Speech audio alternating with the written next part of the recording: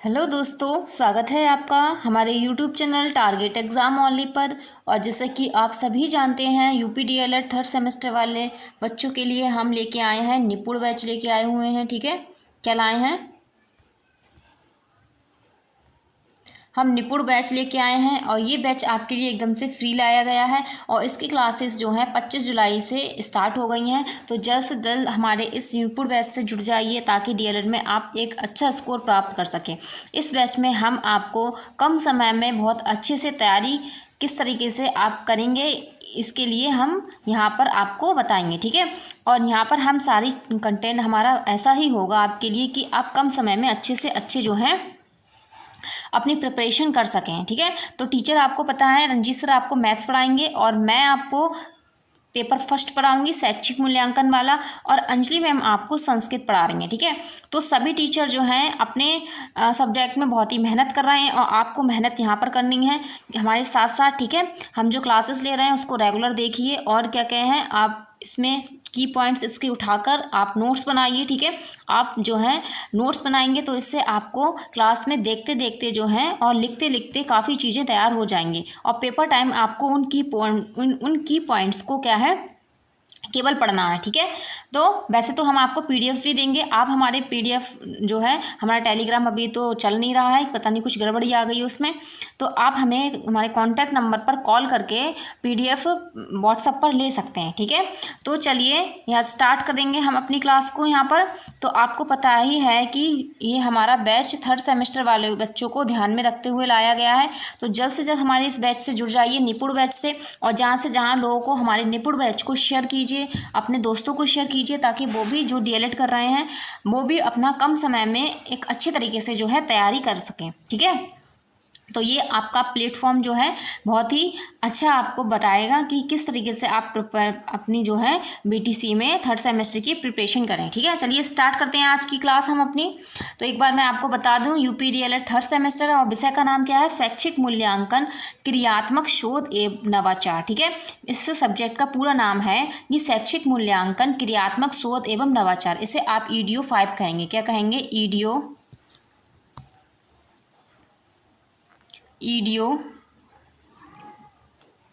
5 कहेंगे। ठीक है, क्योंकि फर्स्ट सेकंड पहला ईडीओ फर्स्ट ईडीओ सेकंड हमने फर्स्ट सेमेस्टर में पढ़ा है, और ईडीओ थर्ड और ईडीओ फोर्थ हमने पढ़ा है सेकंड सेमेस्टर में। अब हमारा थर्ड सेमेस्टर है तो ईडीओ 5 और ईडीओ 6 होगा। ठीक है, इस तरीके से जो है ये पार्ट में एजुकेशन बटा हुआ है हमारी बीटीसी में। तो यहाँ पर ये प्रथम प्रश्न पत्र होगा आपका। कौन सा प्रश्न पत्र? प्रथम प्रश्न पत्र होगा। मार्क्स तो पता ही है आपको कि इसमें 50 अंक आपको निर्धारित किए गए हैं। ठीक है, कि एजुकेशन के दोनों पेपर में 50-50 नंबर का होगा आपका। वही प्रोसेस होगा जो आप अभी तक जो है पेपर में क्राइटेरिया रखा गया है। ठीक है, और एसएसटी का पेपर वो 50 नंबर का। केवल 3 पेपर यहाँ पर आपके 50 नंबर के हैं, बाकी सारे 25-25 नंबर के हैं। ठीक है, तो चलिए आज हमारी जो नेक्स्ट सेकंड क्लास होगी, तो आज हम क्या करने वाले हैं, इससे पहले वाली क्लास में हमने क्या किया था, तो आपने मेरी क्लास नहीं देखी है तो आप प्लेलिस्ट में जाके मेरी क्लास देख सकते हैं। वहाँ पर इस फर्स्ट क्लास में हमने किया था सिलेबस किया था। ठीक है, फिर इसके बाद हमने जो है अपना क्लासेस स्टार्ट की थी, तो वो जो हमने क्लासेस स्टार्ट की है वह हमारी फर्स्ट क्लास कहलाएगी और ये हमारी सेकंड क्लास कहलाएगी। ठीक है, और सिलेबस वाली क्लास हमारी अलग होगी। ठीक है, तो इस तरीके से हम अब तक मिलाकर थर्ड क्लास ये हमारी होगी। ठीक है, तो आज हम यहाँ पर नया टॉपिक करेंगे। जैसे कि मैंने आपको बताया है कि एक क्लास में ही हम एक टॉपिक को कंप्लीट कर लेंगे। ठीक है, और सिलेबस में भी मैंने आपको इस तरीके से ही बताया था। ठीक है, तो देखेंगे आज कौन सा टॉपिक होने वाला है। आज हमारा टॉपिक होगा कि मूल्यांकन की आवश्यकता एवं महत्व। क्या है? मूल्यांकन की आवश्यकता और महत्व। इससे आपको क्वेश्चन बनते हैं और डिफरेंट टाइप से क्वेश्चंस बनते हैं। ठीक है, तो केवल मूल्यांकन की आवश्यकता और महत्व ही नहीं, मतलब किस किस क्षेत्र में इसकी आवश्यकता और महत्व होती है मूल्यांकन की। ठीक है, उन सबको हम डिटेल में यहाँ पर पढ़ेंगे। अगर आपने हमारे यूट्यूब चैनल को सब्सक्राइब नहीं किया है तो सब्सक्राइब कर लीजिए और अपने बेल आइकन को अच्छे से प्रेस कर लीजिए ताकि आपको हमारा नोटिफिकेशन टाइम टू टाइम मिल जाए और आप जो है अपने जो डीएलएड थर्ड सेमेस्टर की तैयारी हमारे इस निपुण बैच के द्वारा अच्छे से कर पाएँ। ठीक है, हमारा यही उद्देश्य है कि आपको बीटीसी में बहुत ही अच्छे मार्क्स प्राप्त हों। ठीक है, जैसे कि आगे जो हमने तैयारी कराई है उस हिसाब से बच्चों को बहुत अच्छे मार्क्स प्राप्त हुए हैं। ठीक है, तो चलिए देखेंगे क्या है आवश्यकता, पहले इसके बारे में जानेंगे। तो मूल्यांकन की आवश्यकता एवं महत्व। तो मूल्यांकन सतत चलने वाली प्रक्रिया है। कैसी प्रक्रिया है? सतत चलने वाली प्रक्रिया है। ठीक है, आपसे पूछा जाए मूल्यांकन कैसी प्रक्रिया, सतत है असतत प्रक्रिया? तो सतत प्रक्रिया। ठीक है, मूल्यांकन के अभाव से शिक्षण अधिगम प्रक्रिया प्रभावी नहीं होती। क्या होती है? मूल्यांकन के अभाव से, किससे? अभाव से शिक्षण अधिगम प्रक्रिया प्रभावी नहीं होती है और शैक्षिक लक्ष्यों की प्राप्ति के लिए, शैक्षिक लक्ष्यों की प्राप्ति के लिए सारों के प्रगति को ही मूल्यांकन कहते हैं या वही मूल्यांकन है। ठीक है, आगे और अच्छे से जानेंगे कि मूल्यांकन की आवश्यकता एवं महत्व। मूल्यांकन के द्वारा छात्रों की प्रगति की जांच करना। क्या? प्रगति की जांच करना, इसलिए इसका क्या है? महत्व, आवश्यकता होती है मूल्यांकन की। तो कोई विद्यार्थी किसी विषय वस्तु में कितना सीख लिया है, इसका निर्धारण हमें मूल्यांकन कर लेना चाहिए। ठीक है, कि मूल्यांकन के द्वारा ही इसका निर्धारण हो सकता है। इसके निर्धारण से छात्र की प्रगति होती है। क्या होती है? प्रगति होती है। उनका सर्वगुण विकास होता है। कैसे विकास होता है? सर्वगुण विकास होता है। ऑल ऑफ डेवलपमेंट बच्चे का होता है मूल्यांकन के द्वारा। ठीक है, तो मूल्यांकन के अभाव से शिक्षण अधिगम प्रक्रिया जो है प्रभावी नहीं मानी जाती है। ठीक है, जब तक आप जो पढ़ाया है अगर आप उसका मूल्यांकन नहीं करेंगे तब तक आपकी जो पढ़ाई हुई प्रक्रिया है वो प्रभावी नहीं मानी जाएगी। ठीक है, तो मूल्यांकन जो है बहुत ही इम्पॉर्टेंट है। तो आगे चलेंगे, अब हम यहाँ पर इसकी डेफिनेशन देखेंगे। तो इसकी डेफिनेशन दी है शिक्षा आयोग के अनुसार। किसके अनुसार? शिक्षा आयोग के अनुसार इसमें पहली डेफिनेशन दी है। तो मूल्यांकन एक सतत प्रक्रिया है। ठीक है, कैसी प्रक्रिया है? सतत प्रक्रिया है जो संपूर्ण शिक्षा प्रणाली का एक अभिन्न अंग है। कैसा अंग है? अभिन्न अंग है और शैक्षिक लक्ष्यों से घनिष्ठ रूप से संबंधित है। यह छात्रों की अध्ययन आदतों तथा शिक्षक की विधियों पर अधिक प्रभाव डालती है। ठीक है, इस प्रकार यह न केवल शैक्षिक उपलब्धि के मापन में सहायता करती है वरन उनमें सुधार भी करती है। ठीक है, ये परिभाषा किसके द्वारा दी गई है? ये दी गई है शिक्षा आयोग के अनुसार। ठीक है, क्योंकि अगर आपसे जब ये पूछा जाए कि इसका अर्थ बताइए तो इसके अर्थ के साथ साथ आपको वहाँ पर अपने पास से डेफिनेशन जरूर डालना है। ठीक है, ऐसा नहीं है कि जब एग्जामिनर बोले कि इसकी डेफिनेशन डालिए, और ये डेफिनेशन आप तभी डालेंगे जब ये क्वेश्चन लघु में पूछा जाएगा। ठीक है, क्योंकि अगर जो है अति में आपसे पूछा जाएगा कि इसका अर्थ बताइए, मूल्यांकन की आवश्यकता का तात्पर्य क्या होता है। ठीक है, तो वहाँ पर आप एक दो लाइन में लिख सकते हैं। वहाँ पर आप अगर उसका अर्थ डालेंगे, परिभाषा डालेंगे तो बहुत टाइम लग जाएगा। ठीक है, तो ये डेफिनेशन और अर्थ आप वहाँ पर डालें जहाँ पर आपको लघु में क्वेश्चन पूछा जाए। ठीक है, अगली डेफिनेशन जो दी है, परिभाषा जो दी है वो दी है ईवी रिजाले के अनुसार। तो मूल्यांकन का महत्व इस कारण है क्योंकि इसके शिक्षक की नीतियों, यहाँ पर नीतियों आएगा, नीतियों नहीं आएगा। ठीक है,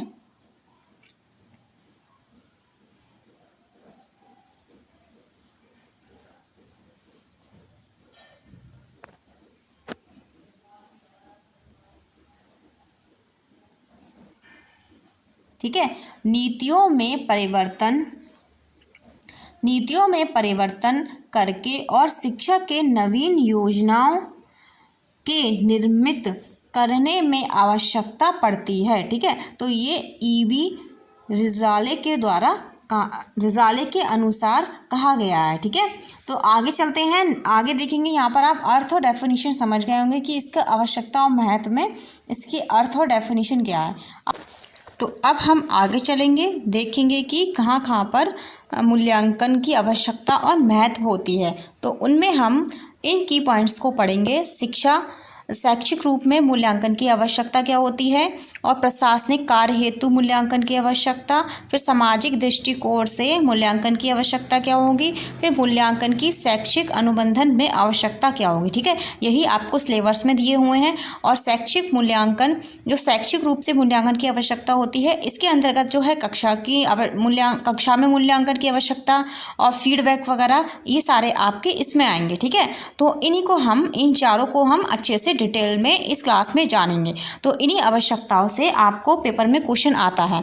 या तो टीचर ये पूछ लेगा, या तो एग्जामिनर आपसे ये पूछ लेगा कि प्रशासनिक कार्य हेतु मूल्यांकन की आवश्यकता बताइए। ठीक है, तो अलग अलग जगह पे अलग अलग तरीके से इसकी आवश्यकता होती है। ठीक है, तो चलते हैं, देखेंगे अब हम आगे। इसमें पहले देखेंगे शैक्षिक रूप से मूल्यांकन की आवश्यकता क्या होती है। ठीक है, अब हम यहाँ पर जानेंगे कि शैक्षिक रूप में मूल्यांकन की आवश्यकता। ठीक है, तो क्वेश्चन में पूछा जा सकता है कि शैक्षिक रूप में मूल्यांकन की आवश्यकता क्या होती है बताइए।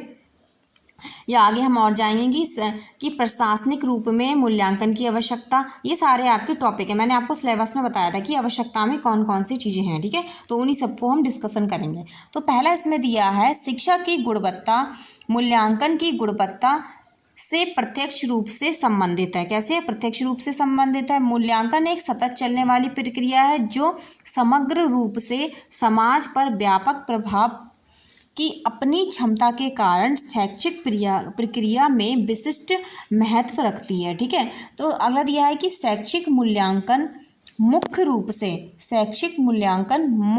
से छात्रों के मूल्यांकन को व्यक्त करता है। ठीक है, इसमें बौद्धिक, सामाजिक, संवेगात्मक विकास के रूप में उनके व्यक्तित्व के विकास के विभिन्न क्षेत्रों में छात्रों की निष्पत्ति का मूल्यांकन सम्मिलित है। ठीक है, तो इस तरीके से शैक्षिक रूप में जो है बच्चे में होता है, बच्चे के लिए आवश्यकता है मूल्यांकन की, कि उसका बौद्धिक विकास किस तरीके से हो रहा है, सामाजिक विकास कैसा हो रहा है, संवेगात्मक विकास कैसा हो रहा है। इन क्षेत्रों को जानने के लिए शैक्षिक रूप से मूल्यांकन की आवश्यकता होती है। ठीक है, आगे चलेंगे, कुछ और पॉइंट्स देखेंगे। इसके बाद दिया है छात्रों को कक्षा शिक्षण की प्रक्रियाओं के माध्यम से जो कुछ भी अधिगम अनुभव प्रदान किया जाता है उन सबका व्यापक प्रभाव उन पर पड़ता है। ठीक है, जो भी बच्चा जो है कक्षा में जो प्रक्रियाओं के माध्यम से जो उसके ऊपर जो अधिगम वो लेता है या उसको ग्रहण करता है, ठीक है, सीखता है जो चीज़ें, उसका उस पर क्या होता है, व्यापक प्रभाव पड़ता है। 5th पॉइंट दिया है शिक्षण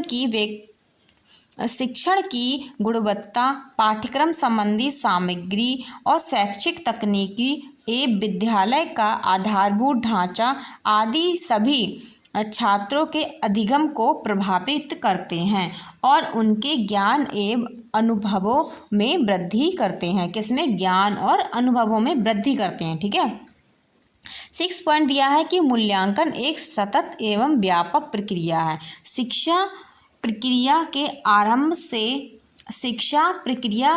आरंभ होने के साथ ही सहायता से छात्रों के ज्ञान का मूल्यांकन करती है। ठीक है, इससे क्या होता है, बच्चे के ज्ञान का मूल्यांकन होता है। ठीक है, आगे कुछ और पॉइंट्स देखेंगे कि विद्यालय में मूल्यांकन किस किस तरीके से हो सकता है। तो विद्यालय हेतु मूल्यांकन की आवश्यकता। ठीक है, शैक्षिक में आएगा ये हमारे विद्यालय हेतु मूल्यांकन की आवश्यकता। तो इसमें होगा कि पहला पॉइंट इसमें दिया है समस्या का अर्थ जानकर उन्हें परिभाषित करना। ठीक है, फिर समस्या का विश्लेषण करके सूचना एकत्रित करना। फिर अगला दिया है समस्या के समाधान हेतु वैकल्पिक बल खोजना। ठीक है,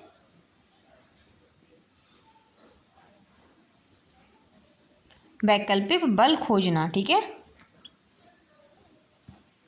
तो यहाँ पर आप विद्यालय हेतु मूल्यांकन की आवश्यकता भी अच्छे से समझ पा रहे होंगे। और हम आगे जाएंगे, इसको और अच्छे से एक चार्ट के अनुसार समझेंगे कि विद्यालय के उद्देश्य निर्धारित करना। ठीक है, तो विद्यालय में उद्देश्य निर्धारण करने में क्या है, मूल्यांकन के आधार पर क्रियाएं करना। तो कौन कौन सी क्रियाएं? पहले समस्या होगी। ठीक है, फिर तथ्यों का पता लगाकर एक सूचनाएं संकलित करना। पहले बच्चे के सामने जो समस्या है उसको क्या करेंगे, हम उसको पता लगाएंगे। ठीक है, फिर योजना तैयार करना, फिर हम उसको सुलझाने के लिए क्या करेंगे, योजना तैयार करेंगे। इसके बाद परीक्षण एवं मूल्यांकन करना। ठीक है, फिर क्या करेंगे, परीक्षण और मूल्यांकन करेंगे। इसके बाद क्या करेंगे, इसके बाद करेंगे कि निर्णयों को नियोजित करना। ठीक है, फिर होगा निर्णय लागू करना। फिर जो हमने निर्णय नियोजित करें कि हाँ हम समस्या के लिए ये हम करेंगे, फिर उसको क्या करेंगे, लागू करेंगे। फिर लागू किए गए निर्णयों का मूल्यांकन करना। ठीक है, तो जो चीज़ हमने लागू की है उस समस्या का समाधान करने के लिए फिर हम उसका मूल्यांकन करेंगे। ठीक है, तो इस तरीके से विद्यालय के जो उद्देश्य होते हैं उनके प्राप्त करने के लिए इस प्रोसेस से हम गुजरते हैं। ठीक है, आगे चलेंगे। इसके बाद देखेंगे कक्षागत मूल्यांकन। क्या कक्षागत मूल्यांकन में इसकी क्या आवश्यकता है। तो एक कक्षा अध्यापक जब कक्षा में शिक्षण के लिए जाता है तो उसका यही उद्देश्य होना चाहिए कि वह जो भी पाठ्य वस्तु का शिक्षण करने जा रहा है उसे छात्र अच्छी तरह समझकर ग्रहण कर सकें। ठीक है, इसके लिए आवश्यक है कि वह समय समय पर क्या करे, छात्रों की शैक्षिक प्रगति का आकलन करता रहे। ठीक है, क्योंकि अगर हम आकलन करते रहेंगे इससे हमें ये ज्ञात होता रहेगा कि बच्चा किस जो हमने उसको समझाया वो समझ में आया भी है या नहीं समझ में आया गया है, या अगर नहीं समझ में आ रहा है तो उसका क्या कारण है। ठीक है, इसलिए क्या है, शैक्षिक प्रगति का आकलन करना होता है जिससे उसे अपने शिक्षण की सफलता तथा छात्रों के अधिगम का ज्ञान होता रहता है। जैसे कि अभी मैंने यही बताया आपको। तो कक्षा अध्यापक न केवल छात्रों के व्यवहार का मात्रात्मक मापन करता है वरना गुणात्मक मापन भी करता है। तो एक अध्यापक जो होता है वो बच्चे का मात्रात्मक मापन के साथ साथ गुणात्मक मापन भी करता है। ठीक है, इसके लिए यह क्या करता है, अवलोकन करता है, समाज नीतियाँ बनाता है, स्वयं सूचना देता है। ठीक है, और साक्षरताकार प्रक्षेपण जैसी विभिन्न तकनीकों का प्रयोग करता है। ठीक है, तो आगे चलते हैं। इसके बाद अब हम जानेंगे कुछ और पॉइंट्स जानेंगे इसमें। तो ज्ञान अर्जन की उपलब्धि की दृष्टि से शैक्षिक मूल्यांकन की आवश्यकता की निम्नलिखित स्थितियां हो सकती हैं। तो शैक्षिक मूल्यांकन की कौन कौन सी स्थितियां हो सकती हैं। तो कक्षा शिक्षण के समय, ठीक है, जब बच्चे को हम कक्षा शिक्षण हो रहा है करा रहे हैं तब वहाँ पर मूल्यांकन की आवश्यकता होगी। ठीक है, इसके बाद दैनिक पाठ की समाप्ति पर। ठीक है, इसके बाद दैनिक पाठ की समाप्ति मतलब जब पूरा सारे पीरियड्स हो जाते हैं, पूरा जो है हमारा स्कूल का टाइमिंग हो जाता है, उसके लास्ट में जो है दैनिक पाठ की समाप्ति यही होता है। ठीक है, इसके बाद प्रकरण के शिक्षण के उपरांत, ठीक है, माह के अंत में मूल्यांकन कर सकते हैं, वर्ष के मध्य में करते हैं और वर्ष के अंत में करते हैं। तो ये जो है मूल्यांकन की जो स्थितियां होती हैं जब शैक्षिक मूल्यांकन की आवश्यकता होती है। ठीक है, तो आगे चलेंगे। इसके बाद हम जानेंगे और हम क्या, पृष्ठ पोषण क्या है, फीडबैक। ठीक है, तो ये शिक्षा से रिलेटिव है तो ये इसको भी पढ़ना आवश्यक है। ठीक है, तो जानेंगे पृष्ठ पोषण अर्थात सीखने की उपलब्धता। ठीक है, पृष्ठ पोषण का मतलब क्या होता है, सीखने की उपलब्धता होता है। तो इस मूल्यांकन के द्वारा छात्रों को अपनी स्थिति का ज्ञान हो जाता है। ठीक है, तथा वे अपनी कमजोरी को जान जाते हैं। क्या जान जाते हैं, अपनी कमजोरियों को जान जाते हैं। ठीक है, जिससे उन्हें अपनी भावी शैक्षिक तैयारी के संबंध में सहायता मिलती है। ठीक है, जब हम अपनी कमियों को जान जाएंगे तो क्या करेंगे, हम उनको हम सुधार कर लेंगे और हम आगे अपने भविष्य में क्या है, आने वाले भविष्य में उन गलतियों को दोहराएंगे नहीं। ठीक है, तो परिणामों के ज्ञान के आधार पर, किस पर, परिणामों के ज्ञान के आधार पर कार्यक्रम में सुधार करने से प्राप्त सहायता को ही क्या कहते हैं, पृष्ठ पोषण कहते हैं। एक बार फिर से जानते हैं, परिणामों के ज्ञान के आधार पर कार्यक्रमों में सुधार करने में प्राप्त सहायता को ही पृष्ठ पोषण कहते हैं, फीडबैक कहते हैं। ठीक है, तो आपसे कभी पूछा जाए कि फीडबैक क्या है तो ये आप एक लाइन में उसको लिख सकते हैं। तो शिक्षा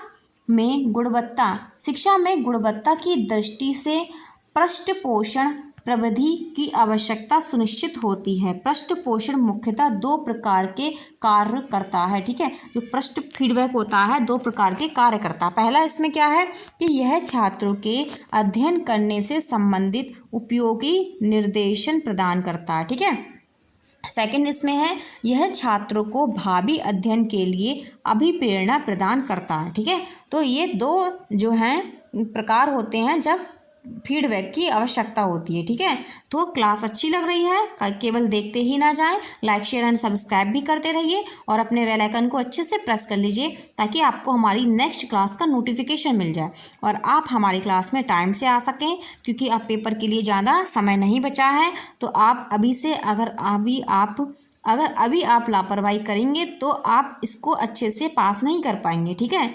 तो इसलिए आप अभी से तैयारी करना स्टार्ट कर दीजिए। सिलेबस बहुत है और सिलेबस बिल्कुल नया है, ठीक है, क्योंकि हर सेमेस्टर में आपको नया नया सिलेबस देखने को मिलेगा। सही, तो आगे चलते हैं और जानेंगे इसके बारे में। अब हम देखेंगे की अगला पॉइंट दिया है कि इसमें फर्स्ट पॉइंट दिया है कि शैक्षिक मूल्यांकन की आवश्यकता की दृष्टि से जो फीडबैक है इसका महत्व क्या है। तो इसका महत्वता का आकलन करें तो इस मूल्यांकन पद्धति के द्वारा छात्र अपनी पूर्ववर्ती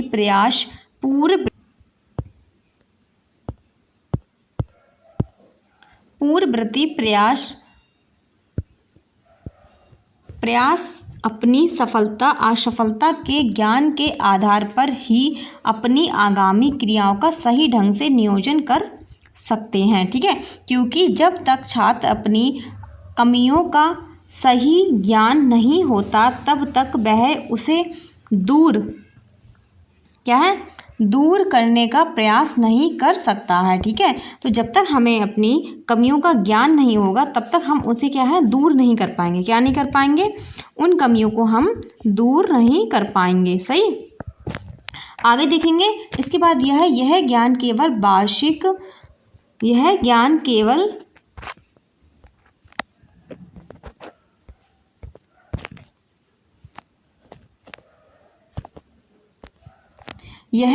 केवल वार्षिक अथवा अर्धवार्षिक परीक्षाओं के द्वारा ही प्राप्त नहीं होता, वरन दिन प्रतिदिन कक्षा शिक्षण में भी छात्रों का मूल्यांकन करके उनको पृष्ठ पोषण प्रदान किया जा सकता है, ठीक है। ऐसा नहीं है कि हम वर्ष में और अर्धवार्षिक परीक्षा होती हैं उन्हीं में हम बच्चे का फीडबैक का पता कर सकते हैं, ऐसा नहीं है, ठीक है। हम दिन प्रतिदिन जो हम पढ़ा रहे हैं उसके भी हम रोज़ का रोज़ हम फीडबैक बच्चों से ले सकते हैं, ठीक है।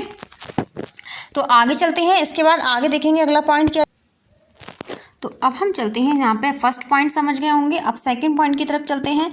सेकंड यहाँ पर दिया है पृष्ठ पोषण की दूसरी स्थिति के अनुसार कुछ लोगों का मत है कि पृष्ठ पोषण से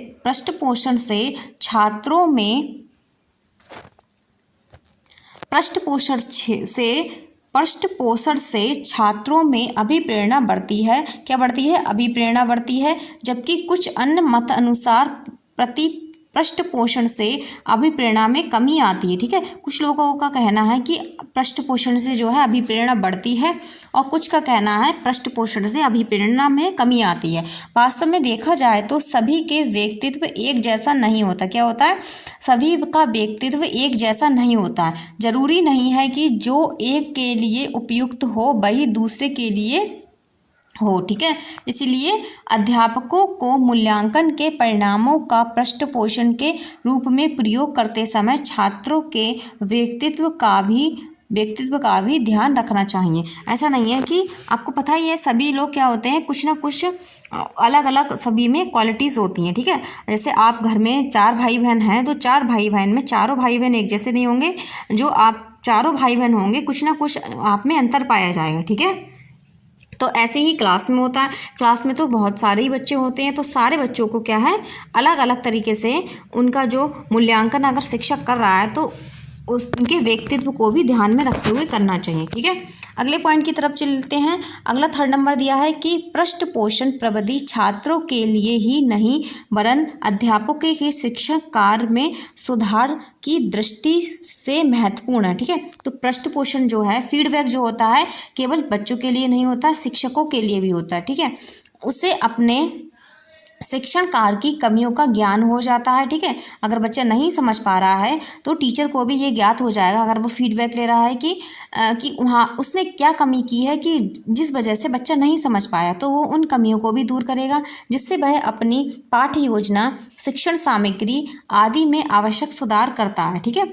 तो क्या करता है? आवश्यक सुधार करता है। अब जैसे आप अगर मुझे कमेंट करते हैं कि आपको कहाँ पर समझ में आया, कहाँ पर नहीं समझ में आया, तो इससे मुझे एक आइडिया मिल जाएगा और मैं अगली बार जो अपनी क्लास में आऊँगी तो अलग अलग अपनी जो मूल्यांकन है उसका जो पृष्ठ पोषण है उसका भी ध्यान रखूँगी, ठीक है। तो आगे चलते हैं। इसके बाद यहाँ पर दिया है पृष्ठ पोषण प्रविधि छात्रों के लिए ही नहीं वरन अध्यापकों के शिक्षण कार्य में सुधार की दृष्टि से महत्वपूर्ण है, ठीक है। तो पृष्ठ पोषण जो फीडबैक जो होता है केवल बच्चों के लिए नहीं होता, शिक्षकों के लिए भी होता है, ठीक है। अगले पॉइंट की तरफ चलते हैं। अगला 4th नंबर दिया है कि पृष्ठ पोषण प्रविधि छात्रों के लिए ही नहीं वरन अध्यापकों के शिक्षण कार्य में सुधार की दृष्टि से महत्वपूर्ण है, ठीक है। अगली बार जो है मैं कुछ चेंजेस करूँगी अपने पढ़ाने के तरीके में, ठीक है। तो इस तरीके से एक शिक्षक के लिए भी फीडबैक की आवश्यकता होती है, ठीक है। तो समझ गए होंगे। आगे हम चलते हैं, इसके बाद देखेंगे। अब यहाँ पर हम देखेंगे प्रशासनिक कार्य हेतु मूल्यांकन की आवश्यकता। अभी तक हम क्या पढ़ रहे थे? अभी तक हम जो पढ़ रहे थे वो पढ़ रहे थे शैक्षिक कार्य में मूल्यांकन की क्या आवश्यकता होती है, ठीक है। तो अब प्रशासनिक कार्य हेतु मूल्यांकन की आवश्यकता। तो पहला पॉइंट दिया है, प्रशासन एक गतिशील प्रक्रिया है। कैसी प्रक्रिया है? गतिशील प्रक्रिया है। और मूल्यांकन भी प्रशासन की प्रक्रिया का एक महत्वपूर्ण तत्व है, ठीक है। तो कोई भी कार्य तब तक पूर्ण नहीं माना जाता है जब तक क्या है, उसके परिणामों का उचित प्रकार से मूल्यांकन ना कर लिया जाए, ठीक है। अगला पॉइंट दिया है कि मूल्यांकन के द्वारा हमें इस बात का ज्ञान होता है कि हमने निर्धारित उद्देश्यों की प्राप्ति किस सीमा तक की है, क्या है, किस सीमा तक कर ली है, कि अमुक कार्य की प्रगति क्यों धीमी है और क्या कारण है, ठीक है। धीमी क्यों है और कारण क्या है।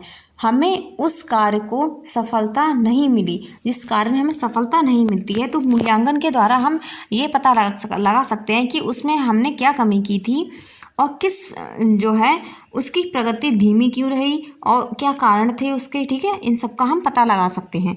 आगे चलते हैं, नेक्स्ट पॉइंट देखेंगे इसी में, प्रशासनिक वाले में। तो अगला यहाँ पर दिया है कि मूल्यांकन को प्रशासनिक आवश्यकता की शिक्षा जगत में इस दृष्टि से भी महत्वपूर्ण उपयोगी है कि बालक को हमारे देश का कार्यधर है। बालक क्या होते हैं? हमारे देश के कार्यधर होते हैं। तो बच्चे हमारा आने वाला भविष्य होते हैं। तो कल उसे ही देश का भविष्य संवारना है, देश की उन्नति के शिखर तक पहुंचाना है, ठीक है। यदि हम बालक की शिक्षा दीक्षा पर उचित ध्यान नहीं देंगे तभी तो वह सही मायने से एक सफल नागरिक बन सकेगा। जब हम बच्चे की शिक्षा दीक्षा पे अच्छे से ध्यान देंगे, अच्छे से नीतियां लागू करेंगे, अच्छी तरीके से उनको शिक्षा देंगे, ठीक है, तभी जो है वो अच्छा नागरिक बन जाएगा। अगर उसके पढ़ाई में ही अड़चनें आ जाएंगी और उसकी पढ़ाई में ही अड़चनें आ जाएंगी तो वो है अच्छा नागरिक तो क्या, अच्छा इंसान भी नहीं बन सकता, ठीक है। तो इस तरीके से इसकी आवश्यकता होती है मूल्यांकन की। आगे चलते हैं, अगला दिया है यहाँ पर कि सामाजिक दृष्टिकोण से मूल्यांकन की आवश्यकता, ठीक है। तो ये थर्ड पॉइंट होगा जो हमारी आवश्यकता वाले में। इससे पहले हमने शैक्षिक वाला पढ़ा, फिर हमने प्रशासनिक आवश्यकता में मूल्यांकन की आवश्यकता पढ़ी, और हमारा सामाजिक दृष्टिकोण से मूल्यांकन की आवश्यकता है, ठीक है। तो सामाजिक दृष्टिकोण से तात्पर्य, पहले इसका अर्थ देखते हैं। तो समाज में रहने वाले व्यक्तियों का सोचने विचारने, क्या है, लोगों का सोचने विचारने का ढंग, ये विचार एक दूसरे के प्रति सकारात्मक व नकारात्मक, ऐसा सकारात्मक व नकारात्मक दोनों हो सकते हैं, ठीक है। तो समाज गत्यात्मक होता है, कैसा होता है? गत्यात्मक होता है, ठीक है। तो सामाजिक संबंध के द्वारा ही समाज का निर्माण होता है। तो पता ही है मनुष्य क्या है? सामाजिक प्राणी है और उसी के द्वारा उसका निर्माण होता है, ठीक है। उसके पारस्परिक संबंध व्यवस्थित होने चाहिए, ठीक है। और सुव्यवस्थित ढंग से स्थापित संबंध एक प्रकार की व्यवस्था का निर्माण करते हैं, ठीक है। इसे क्या कहते हैं? समाज कहते हैं, ठीक है। तो इस तरीके से हम समाज को समझ सकते हैं। आगे चलेंगे, कुछ डायग्राम के द्वारा समझेंगे हम। तो यहाँ पर क्या है? ये समाज, ठीक है। तो इसमें आदर्श, विश्वास, मूल्य, परंपराएं होती हैं, मान्यताएं होती हैं, आकांक्षाएं होंगी, प्रथाएं होंगी और आवश्यकताएं होंगी, ठीक है। ये सब क्या होंगी? शिक्षा के द्वारा होंगी व्यक्ति के विकास में, ठीक है। शिक्षा के द्वारा व्यक्ति का विकास होगा, ठीक है। तो ये जो है समाज में ये सब चीज़ें क्या हैं? तो ये सारी चीज़ें क्या होती हैं? समाज में होती हैं, ठीक है। एक जब हम सामाजिक प्राणी हैं तो हम समाज में चलना है तो हमें उसके आदर्श भी मानने पड़ेंगे, उसकी जो बातें हैं उन पे भी विश्वास करना पड़ेगा, उनके मूल्य को भी देखना पड़ेगा। परंपराएं होती हैं, जो मान्यताएं चली आ रही हैं वो मान्यताएं हैं, और आकांक्षाएं हैं, जो प्रथाएं चली आ रही हैं, और आवश्यकताएं, ठीक है। तो ये सारी चीज़ें समाज के अंतर्गत आती हैं, ठीक है। तो इसको रफ कर देते हैं। तो आपको क्लास अच्छी लग रही है तो लाइक, शेयर एंड सब्सक्राइब भी करते रहिए। इससे मुझे भी क्या मिलेगा? इससे मुझे भी एक फीडबैक मिलेगा आपका कि हाँ आपको कितना समझ में आ रहा है। ठीक है, मुझे भी अच्छा लगेगा कि हाँ आप देख रहे हैं और मुझे कमेंट में कमेंट भी कर रहे हैं कि आपको समझ में आ रहा है। सही, आगे हम चलेंगे, इसके बाद हम उसको पॉइंट में समझेंगे। अब शिक्षा की व्यवस्था समाज की आवश्यकता, महत्वाकांक्षा, आदर्श को आधार मानकर ही जानी जाती है। ठीक है, सेकंड है शिक्षा द्वारा बालकों में सामाजिक गुणों का और सामाजिक भावनाओं का विकास किस हद तक हो रहा है, इसके लिए मूल्यांकन की आवश्यकता पड़ती है। ठीक है, क्या करते हैं, मूल्यांकन करते हैं कि बच्चा सामाजिक चीज़ों को, सामाजिक गुणों को, उनकी भावनाओं को किस तरीके से समझ रहा है। इसके बाद थर्ड देखेंगे कि शिक्षा का उद्देश्य है व्यक्ति को सामाजिक कुशलता प्राप्त करा के सामाजिक वातावरण में समायोजन करने की योग्यता का प्रदान करना। ठीक है, कि वो अच्छे से एडजस्टमेंट कर पाए समाज में। ठीक, अगर वो शिक्षित होगा तो अच्छे से वो कर पाएगा। ठीक है, तो आगे चलते हैं, इसके बाद और पॉइंट्स देखेंगे। इसके बाद दिया है, चौथा नंबर दिया है कि शिक्षा का एक कार्य यह है कि वह मनुष्य को यह सिखाए कि व्यक्तिगत हितों की अपेक्षा सार्वजनिक हितों को प्रधानता दी जाए। ठीक है, हमें ऐसा नहीं है केवल अपने हित के बारे में सोचना चाहिए, नहीं, सबके हित के बारे में सोचना चाहिए। ठीक है, तो शिक्षा का यही उद्देश्य होता है कि मनुष्य को यह सिखाए कि वो केवल अपने व्यक्तिगत हितों के बारे में ना सोचे, व्यक्तिगत लाभ के बारे में ना सोचे, वो सार्वजनिक हितों के बारे में सोचे। ठीक है, आगे देखते हैं, प्रत्येक समाज में नैतिकता का व्यवहार आवश्यक होता है क्योंकि इसके द्वारा ही मनुष्य का आचरण अच्छा होता है। ठीक है, अगला पॉइंट दिया है कि समाज एक प्रकार का समुदाय है। तो समाज पता ही है आपको क्या है, समुदाय होता है, बहुत सारे लोग होते हैं, वही क्या होता है, समाज होता है। इसके सदस्य अपने जीवन के तौर तरीकों के प्रति सामाजिक रूप से चैतन्य होते हैं तथा वह समान उद्देश्यों व मूल्यों के आधार पर एक दूसरे से बंधे रहते हैं। ठीक है, तो हम जो हैं सामाजिक श्रृंखला द्वारा एक दूसरे से बंधे होते हैं। ठीक है, तो यहाँ पर आप समझ गए होंगे कि सामाजिक में मूल्यांकन की आवश्यकता क्या होती है समाज में। ठीक, आगे चलेंगे, नेक्स्ट देखेंगे। अब हम देखेंगे मूल्यांकन की शैक्षिक अनुबंधन में आवश्यकता। किसमें, शैक्षिक अनुबंधन में आवश्यकता।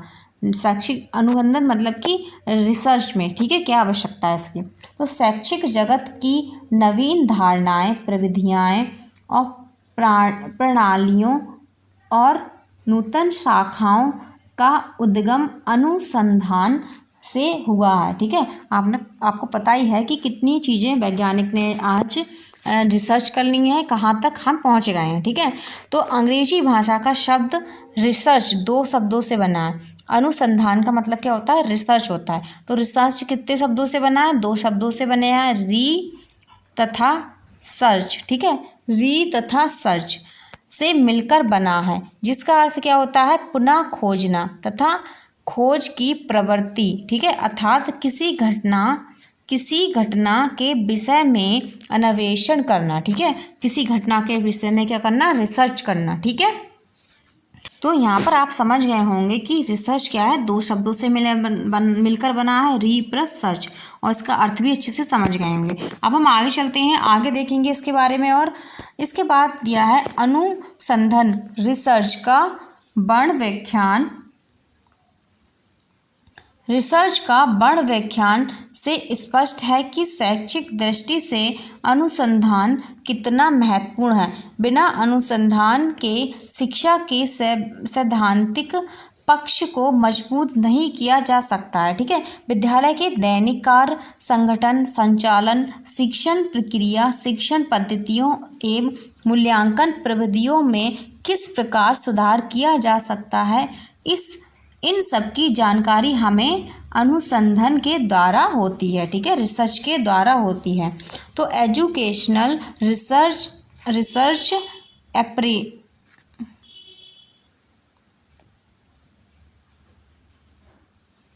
एप्रेशल। ठीक है, तो ये एक पुस्तक है। इस पुस्तक में समस्या के हल एवं शिक्षा में मूल्यांकन की मुख्य विधियों का सर्वेक्षण किया गया है। इस पुस्तक में ऐसे अनुसंधान पर अधिक बल दिया गया है जो स्कूल में संचालित हो सकें और क्रियाओं का आधार हो सके। ठीक है, तो यहाँ पर ये पुस्तक है, इसमें ये बताया गया है कि किस तरीके से हम जो है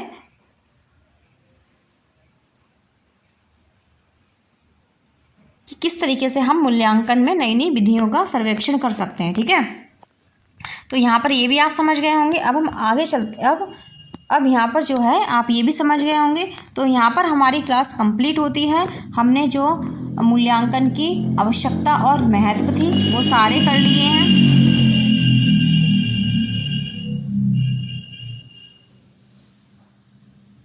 तो हमारी आज की क्लास आवश्यकता और महत्व, मूल्यांकन की आवश्यकता और महत्व वाली कंप्लीट होती है। तो आज हमने यहाँ पर इसको अच्छे से डिटेल में पढ़ लिया है। तो आपको समझ में आया है तो मुझे कमेंट बॉक्स में कमेंट ज़रूर करना। और हमारे YouTube channel target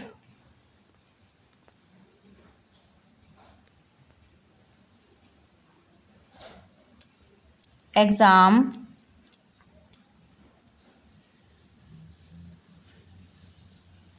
only say target exam only say ऐसे ही जुड़े रहिए और जो है हमारे इस निपुण बैच को जहाँ से जहाँ लोगों तक पहुँचाइए। जो बच्चे 3rd सेमेस्टर में हैं, आपके क्लासमेट हैं या आप उन्हें जानते हैं कि आप वो 3rd सेमेस्टर की तैयारी कर रहे हैं, तो उन्हें आप शेयर कर सकते हैं ताकि वो कम समय में अच्छी से अच्छी तैयारी कर सकें। ठीक है, तो हमारे इस YouTube चैनल को आप लाइक, शेयर एंड सब्सक्राइब कर लें, अपने बेल आइकन को अच्छे से प्रेस कर लें ताकि आपको हमारी नेक्स्ट क्लास का नोटिफिकेशन मिल जाए। तो आज हमने यहाँ पर मूल्यांकन की आवश्यकता और मैथ कंप्लीट कर लिया है। कल हम जानेंगे कि मापन और मूल्यांकन में अंतर क्या होता है। ठीक है, कल हमारी ये क्लास होगी और भी कुछ उसमें पढ़ना होगा तो मैं आपको लेके आऊँगी। ठीक है, तो आज के लिए बस इतना ही। नेक्स्ट क्लास में फिर हाजिर होंगी आपके साथ। ओके, धन्यवाद।